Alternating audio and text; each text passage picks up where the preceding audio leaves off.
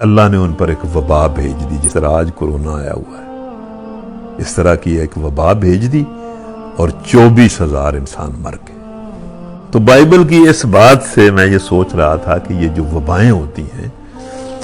یہ ایک تو گناہوں پر پکڑ بھی ہوتی ہے، لیکن دوسرا یہ جو وبائیں ہوتی ہیں یہ اللہ تعالیٰ کی طرف رجوع کرنے کا ذریعہ بھی ہوتی ہے۔ تو یہ تو کوئی پتہ نہیں ہے کہ اس وبا نے کیا کرنا ہے، لیکن انسانوں کا اس وبا کے بارے میں جو رویہ ہے وہ بڑا غلط ہے۔ ایک تو انسان اس وبا سے کوئی سبق لے کر اللہ کی طرف رجوع نہیں کر رہے، یہ تو بالکل ایک عمومی بات ہے کہ اللہ کی طرف کوئی آنے کے لیے تیار نہیں ہے۔ اور دوسرا، اس کے بارے میں جو خوف و ہراس پھیلایا گیا ہے اور مسلمان کا ایمان جس طرح متزلزل کیا جا رہا ہے، اور مسلمانوں نے یہ سمجھنا شروع کر دیا ہے کہ موت اس وبا کے ہاتھ میں ہے۔ بھائی احتیاط اپنی جگہ ہے، علاج اپنی جگہ ہے، لیکن ہمارا یہ بھی تو ایمان ہے نا کہ موت اللہ کے امر سے آئے گی اور اس طرح آئے گی جس طرح وہ چاہے گا۔ تو ہمیں احتیاط کرنی چاہیے، علاج بھی کرنا چاہیے، بالکل کرنا چاہیے، لیکن اپنے ایمان کو بھی تو سنبھالنا چاہیے۔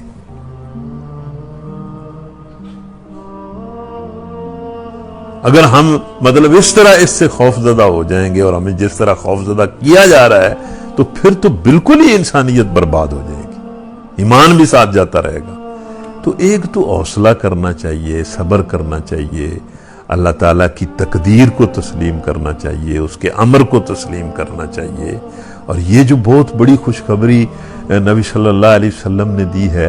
کہ اگر کوئی بندہ مومن اس طرح کی وبا کا شکار ہو جاتا ہے تو اس کی موت شہادت کی موت ہوتی ہے، تو یہ کتنے حوصلے کی بات ہے۔ تو مسلمانوں کو حوصلہ کرنا چاہیے، بالکل احتیاط کرنی چاہیے، لیکن اس کے ساتھ ساتھ پتہ نہیں آپ میری بات سمجھ رہے ہیں یا نہیں سمجھ رہے، کہ اپنے ایمان کی بھی حفاظت کرنی چاہیے اور اللہ کی طرف رجوع کرنا چاہیے، اپنے سجدوں کو بڑھانا چاہیے، اپنے رکوع کو بڑھانا چاہیے، مسجدوں سے بھاگنے کی بجائے مسجدوں کے اندر گھسنا چاہیے،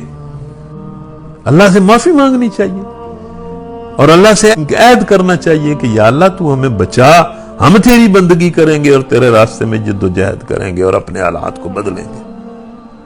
اور اگر کوئی بندہ دیکھیں اللہ تعالیٰ نے یہ وبا نازل اس لیے کی ہے کہ لوگ اس کی طرف رجوع کریں، اگر کوئی بندہ اس وبا سے سبق حاصل کر کے اللہ کی طرف رجوع کر لیتا ہے اور اس کی زندگی میں واقعی ایک صالح انقلاب آ جاتا ہے، تو اس کے لیے تو یہ وبا اللہ کی رحمت بن جاتی ہے، اس کے لیے وبا زحمت تو نہیں ہے۔ اگر اس وبا کی وجہ سے وہ اپنے رویے کو بدل لیتا ہے اور اللہ کے سامنے جھک جاتا ہے، تو اس کے لیے وبا تو رحمت ہے۔ تو ہمیں اس طرف بھی تو سوچنا چاہیے۔ تو ایک بہت زیادہ اس کا خوف اپنے ذہنوں پر طاری کرنا اور اپنے ایمان ہی کو خراب کرنا، یہ ٹھیک نہیں ہے۔ اور دوسرا یہ نعرے لگانا کہ ہم نے کرونا سے لڑنا ہے، ہم نے کرونا سے لڑنا ہے۔ بھائی کرونا سے نہیں لڑنا، اللہ سے ڈرنا ہے اور کرونا سے بچنا ہے۔ بچنے کی بس اپنی حد تک کوشش کرنی ہے، ڈرنا تو اللہ سے ہے۔ کرونا سے ڈرنا نہیں، لڑنا ہے، لڑ لو، تم نے کیا لڑنا ہے؟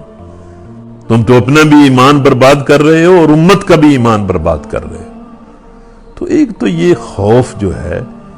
اس پر ہمیں قابو پانا چاہیے اور صبر اور حوصلہ اپنے اندر پیدا کرنا چاہیے، اور پھر توبہ کی طرف رجوع کرنا چاہیے، بحیثیت فرد بھی اور بحیثیت قوم بھی، بحیثیت امت بھی۔ اور دوسرا ایک اور چیز جو بہت زیادہ ہم نے ظلم کیا ہے، وہ بھی ہمارے ایمان کے بالکل منافی ہے، کہ اس کورونا کی وبا کی وجہ سے ہم نے انسان کو بڑا بے حرمت کر دیا ہے، اس کو بڑا بے عزت کر دیا ہے۔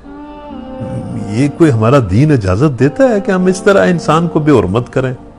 اس طرح انسان کو بے عزت کر دیں، کہ بیٹے کی نظر میں اگر باپ بیمار ہو جائے تو اس باپ کی حیثیت ہی کوئی نہ رہے اس کو، وہ اس کو چھوت سمجھنا شروع کر دے اور باپ بیٹے کو چھوت سمجھنا شروع کر دے. بھائی نئی انسانیت کا احترام برقرار رکھیں, انسانیت کا لحاظ برقرار رکھیں ساری احتیاطوں کے باوجود.